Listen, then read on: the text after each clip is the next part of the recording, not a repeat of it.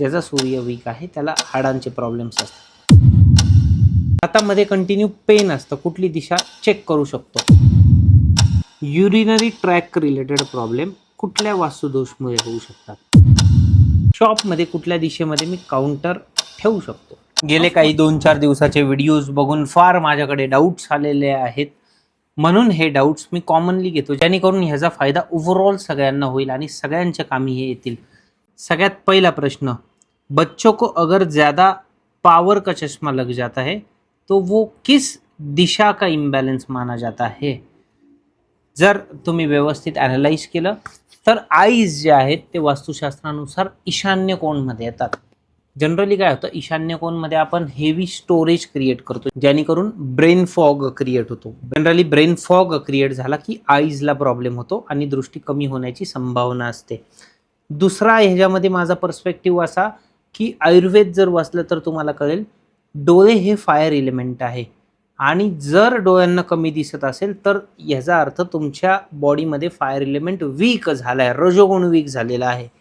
तर basically fire म्हणजे ॲस्ट्रोलॉजीमधला सूर्य. तुमची राईट साईड जो आहे ती आहे सूर्यनाडी आणि लेफ्ट साईड जी आहे ती आहे चंद्रनाडी. तर उजव्या डोळ्याला मेजरली दिसण्याचा प्रॉब्लेम असेल तर मेजरली कुंडलीमधली सूर्याची पोझिशन चेक करून घ्या एका चांगल्या ज्योतिषकडून.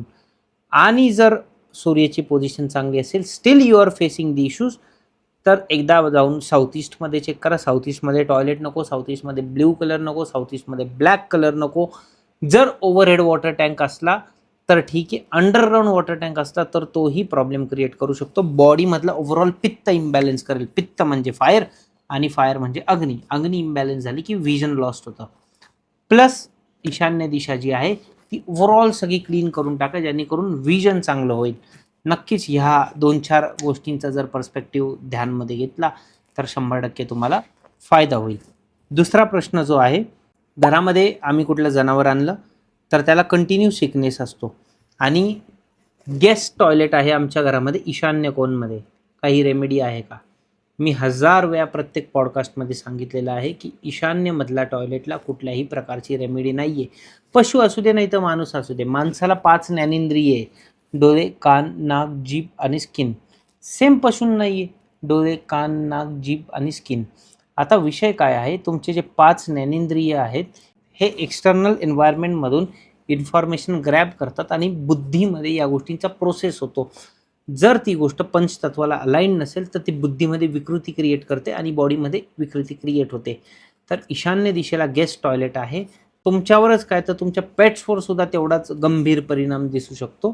ह्याची काळजी तुम्ही घेतली पाहिजे. आणि राहिला तुमचा रेमेडीचा पार्ट, ईशान्येला कुठल्याही टॉयलेटची रेमेडी नसती, कारण ईशान्येला टॉयलेटची रेमेडी केली तर तिचे अजून मेजर परिणाम देऊ शकता.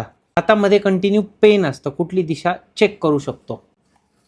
हातामधलं पेन जे आहे ते मेजरली जर कंटिन्यू पेन असेल फार लॉंगर टाईमपासून, बोन्समध्ये पेन जर असेल, बोन्समध्ये पेन असेल तर मेजरली वात वाढला आहे. वेस्टमध्ये टॉयलेट असेल, जर वेस्टमध्ये टॉयलेट नसलं तर कुंडलीमधलं सूर्याची पोझिशन चेक करावी. बिकॉज सूर्य इज बोन्स. बोन्स आपण विटॅमिन डी घेतो ना, कुठून घेतो, सूर्यकिरणांमधून घेतो ना. ज्याचा सूर्य वीक आहे त्याला हाडांचे प्रॉब्लेम्स असतात. प्लस वास्तुशास्त्रामध्ये एक मर्मस्थान नावाचा एक कॉन्सेप्ट आहे. वास्तुपुरुष तुमच्या घरामध्ये ईशान्येकडे डोके करून बसलेले असतात आणि साऊथ वेस्टला त्यांचा पाय असतात. तर मेजरली राईट साईडची जी रिस्ट आहे ती साऊथ ईस्टकडे असते, असे करून बसलेले असतात. राईट साईडची जी रिस्ट असते ती साऊथ ईस्टकडे असती आणि लेफ्ट साईडची जी रिस्ट असते ती नॉर्थ वेस्टकडे असते. साऊथ ईस्टला चेक करा तुम्ही कुठे खिळे वगैरे मारलेत का घरात. सो जर खिळा मारला असेल तो खिळा काढा आणि तिथे चंदन लावू शकता. फॅमिली फोटोग्राफ साऊथ वेस्ट सोडून कुठे कुठे ठेवू शकतो. फॅमिली फोटोग्राफ, फॅमिली काय आहे, फॅमिली फन आहे, फॅमिली हॅपीनेस क्रिएट करते.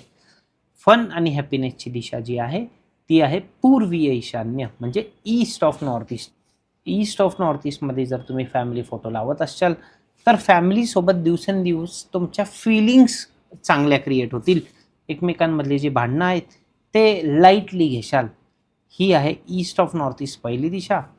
सेकंड डायरेक्शन फॅमिलीचे फोटोज लावण्यासाठी आहे नॉर्थ नॉर्थ वेस्ट, म्हणजे उत्तरी वायव्य. उत्तरी वायव्य अट्रॅक्शनची दिशा आहे, त्याच्यामुळे फॅमिलीसाठी फॅमिलीचे फोटोग्राफ्स लावण्यासाठी north west he one of the best directions आहे. त्यानंतर एकाचा डाऊट आहे, सर माझ्या शॉपमध्ये एम्प्लॉयची स्टॅबिलिटी बिलकुल नाही आहे, तर कुठला झोन मी चेक करू? एम्प्लॉई काय आहे? एम्प्लॉई तुमचा सपोर्ट सिस्टीम, करेक्ट. प्रत्येक एम्प्लॉई एका कंपनीची सपोर्ट सिस्टीम आहे. सपोर्टची दिशा आहे नॉर्थ वेस्ट म्हणजे वायव्य. वायव्य दिशेमध्ये ग्रीन कलरची झाडं किंवा ग्रीन कलर किंवा डस्टबिन किंवा टॉयलेट हे 3-4 गोष्टी जर गेल्या तर वायव्यमध्ये दोष क्रिएट होतो आणि तुमच्या आयुष्यात प्रत्येक सपोर्ट करणारा व्यक्ती दुरावला जातो. ठीक आहे, हा झाला पहिला पर्स्पेक्टिव्ह. दुसरा पर्स्पेक्टिव्ह आहे रिलेशनशिप. नैऋत्य दिशा, नैऋत्य कोण हा रिलेशनशिप रिप्रेझेंट करतो. त्याच्यामुळे तुमचं वर्कर बरोबर तुमच्या एम्प्लॉई सोबत काय रिलेशन आहे that is represented by south west. South वेस्टला काय नकोय? साऊथ वेस्टला टॉयलेट नकोय, साऊथ वेस्टला डस्टबिन नको, साऊथ वेस्टला ब्लॅक कलर नको, ब्ल्यू कलरचे टोन्स नको, झाडं नको, ग्रीन कलर नको, ब्राऊन कलर नको. या 5-6 गोष्टी जर टाळल्या तर साऊथ वेस्ट स्टेबल राहतो. आय थिंक तुमच्या इथे नॉर्थ वेस्टमध्ये डस्टबिन असावं किंवा साऊथ वेस्टमध्ये झाडं असावी. ह्यानी काय होतं, नॉर्थ वेस्ट साऊथ वेस्टचं कॉम्बिनेशन बसलं तर लेबरचा सपोर्ट जातो आणि साऊथ वेस्टमुळे रिलेशनशिप्स ब्रेक होतात. जेवढा साऊथ वेस्ट चांगला तेवढ्या रिलेशनशिप्स चांगल्या, जेवढा नॉर्थ वेस्ट चांगल्या तेवढं ते बॉन्डिंग क्रिएट होतं. मग साऊथ वेस्ट नॉर्थ वेस्ट जर चांगला असला तर एका बॉस आणि एम्प्लॉईचं एवढं घट्ट नातं होतं, दुसऱ्या कंपनीचे एम्प्लॉईसुद्धा त्या कंपनीच्या एम्प्लॉईजला फोडू शकत नाही. त्यामुळे साऊथ वेस्टमध्ये एक रेमेडी तुम्हाला सांगतो. साऊथ वेस्टमध्ये नंदीची मूर्ती तुम्ही ठेवू शकता. बिकॉज नंदी इज अ देवता of security. Nandi is a पित्रांची देवता आहेत नंदी. पित्र इज अ सिक्युरिटी. तुमच्या बिझनेसला सिक्युरिटी जर लाभायची असेल तर साऊथ वेस्टमध्ये तुम्ही नंदी ठेवा. You will get a good benefit. आणि नॉर्थ वेस्टमधून ते जे काही डस्टबिन आहे ते काढा. शॉपमध्ये कुठल्या दिशेमध्ये मी काउंटर ठेवू शकतो? ऑफकोर्स पैशाच्या 2-3च दिशा आहेत. एक म्हणजे उत्तर दिशा. उत्तर दिशा कशाची आहे? अपॉर्च्युनिटीजची आहे, सेल्सची आहे, फ्रँचाईज आहे, मार्केट आहे. उत्तर दिशेमध्ये तुम्ही लॉकर ठेवू शकता. नेक्स्ट जी दिशा आहे ती आहे साऊथ ईस्ट.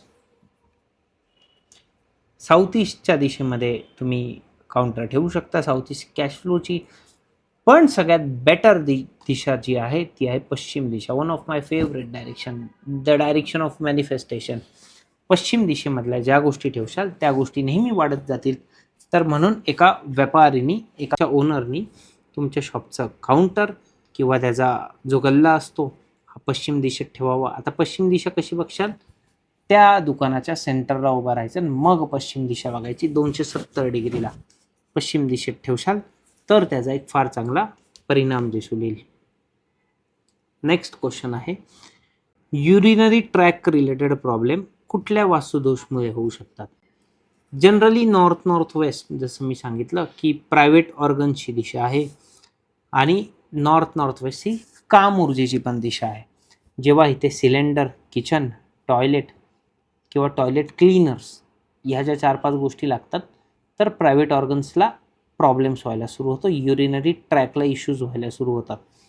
आता हे चेक केलं गेलं पाहिजे की युरिनरी ट्रॅकमध्ये इन्फेक्शन होत आहे की युरिनरी ट्रॅकमध्ये स्टोन होत आहे. इन्फेक्शन इज राहू अँड राहू इज अ टॉयलेट आणि स्टोन इज अर्थ इलेमेंट. एक तर स्टोन होत असेल तर मग तिथे स्टोरेज असेल आणि जर इन्फेक्शन होत असेल तर तिथे कमोड असेल. कमोडला ॲल्युमिनियमचे स्ट्रिप्स लावा and it will get treated. अशा प्रकारे तुम्ही युरिनरी ट्रॅकचं इन्फेक्शन जे आहे त्यातून बाहेर येऊ शकता. आणि तुमच्या ज्या गोळ्या आहे, कन्सल्टेशन पेपर आहेत डॉक्टरचे, ते नॉर्थ ईस्टमध्ये ठेवा, उत्तरी ईशान्येमध्ये. जेणेकरून तुम्हाला ओव्हरऑल बेनिफिट होईल. जर तुम्हाला आजचं डाऊट सेशन चांगलं वाटलं असेल तर असेच डाऊट आम्हाला पाठवत राहा. मी ह्या डाऊट्सचं एक योगदान, माझं समाजाप्रती असलेलं योगदान म्हणून मी तुम्हाला त्याचं सोल्युशन माझ्यातर्फे जे काही बेस्ट आहे प्रामाणिकपणे ते देत जाईल. त्याला काही अशी खर्चिक रेमेडी कुठलं काही नाही आहे. सिंपल छोट्या गोष्टी जेणेकरून तुम्ही तुमचं आरोग्य आणि तुमच्या पूर्ण फॅमिलीचं आरोग्य व्यवस्थित राहील, हेल्थ वेल्थ व्यवस्थित राहील. थँक्यू, धन्यवाद.